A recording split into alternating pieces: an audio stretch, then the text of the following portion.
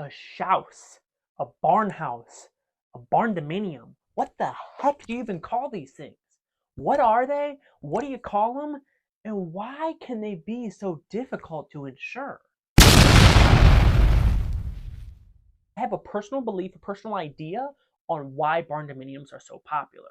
My opinion is that growing up as a kid, in for my generation, maybe the generation before, when we didn't wash our hands before dinner, when our bedroom wasn't cleaned up well enough, when there was certain things that maybe weren't up to par, a common phrase that we were told was, "Were you raised in a barn?"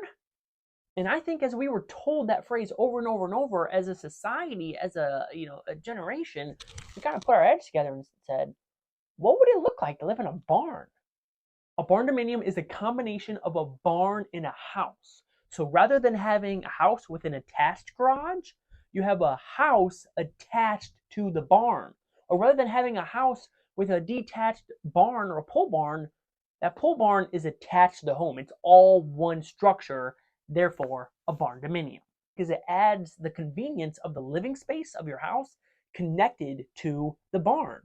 Rather than, in a snowstorm or it's raining, having to, put on your boots and walk out to the barn, it's just detached. It's right there, just like an attached garage, except on a much larger scale typically. Plus, they can be cheaper to build than a traditionally built home. Can oftentimes be kind of a quicker construction process as well, that they can be put up quicker, and if so, then there is less construction and less labor cost.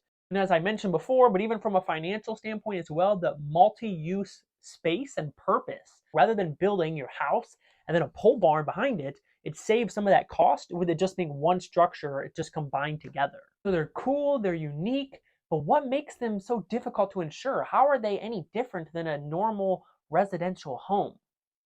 New video coming out next week that will walk through the barndominium on the insurance side of things.